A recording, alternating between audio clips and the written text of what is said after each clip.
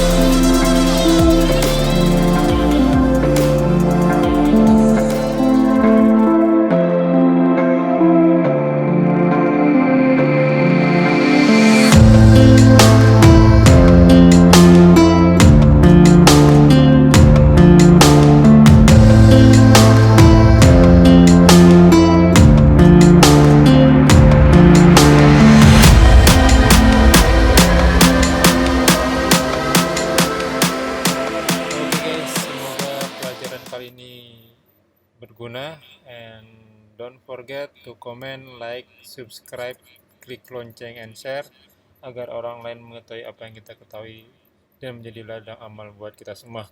Assalamualaikum warahmatullahi wabarakatuh.